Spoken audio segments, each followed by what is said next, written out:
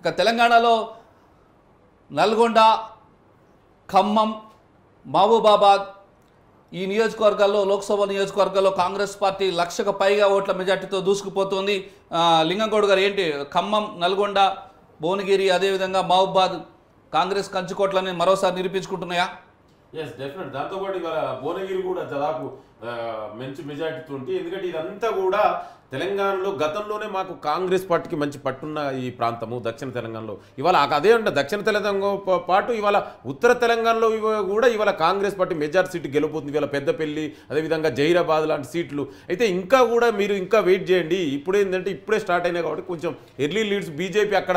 ఎందుకంటే వాళ్ళ భావోద్వేగాల రాజకీయాలను అర్థం చేసుకోవడంలో తెలంగాణలో నార్త్, ఎస్పెషల్లీ ప్రత్యేకించి నార్త్ తెలంగాణ ప్రజలు కొంచెం ఏదైనా కన్ఫ్యూజ్ అయి ఉంటారు. డెఫినెట్ కూడా చివరి వరకు అక్కడ కూడా మెజార్టీ సీట్లు ఇవాళ కాంగ్రెస్ పార్టీ గెలవబోతుంది. ఇవాళ మీరన్నట్టు ఇవాళ ఖమ్మంలో కానీ నల్గొండ కానీ 1,00,000కు పైగా మెజార్టీ దాటింది. ఎందుకంటే అక్కడ కాంగ్రెస్ పార్టీ ఏ విధంగా పట్టుందనేది అది మొదటి నుంచి పట్టున్న ప్రాంతాలు. ఇవాళ మీరు చూడండి మిగతా ప్రాంతాలు, ఇవాళ పెద్దపల్లిలో కూడా కాంగ్రెస్ పార్టీ మంచి మెజార్టీతో ఉంటే అక్కడ ఉంది. అదేవిధంగా జైరాబాదు ఇవాళ అంటే నేను ఏమంటున్నా అంటే వాళ్ళ భావోద్వేగాల రాజకీయాలను అర్థం చేసుకోవడంలో కొంచెం కన్ఫ్యూజ్ చేశారు. ఇంకొకటి మనం చాలా స్పష్టంగా అర్థం చేసుకోవాలి. ఇవాళ బీఆర్ఎస్ ఓట్లన్నీ కూడా చాలా స్పష్టంగా బీజేపీకి వేసిర్రు.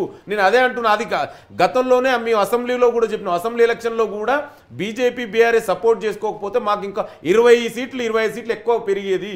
అది జరగలేదు. ఇవాళ ఇక్కడ కూడా పార్లమెంట్ ఎలక్షన్కి వచ్చే వరకే బీఆర్ఎస్ అనేది దాదాపు అసలు నాకు తెలిసి నావల్ లేదు. వాళ్ళ డిపాజిట్లు వస్తే ఎక్కువ అంటే అంత మన్నటిదాకా 10 ఏళ్ళు రూలింగ్ ఉన్నటువంటి బీఆర్ఎస్ పార్టీ ఇవాళ కనీసం నీకు డిపాజిట్లు వచ్చేదాకా పోయిందని నీ ఓట్ బ్యాక్ అంతా కూడా ఏ పార్టీ కేసీఆర్ అనేది చాలా స్పష్టంగా అర్థమవుతుంది.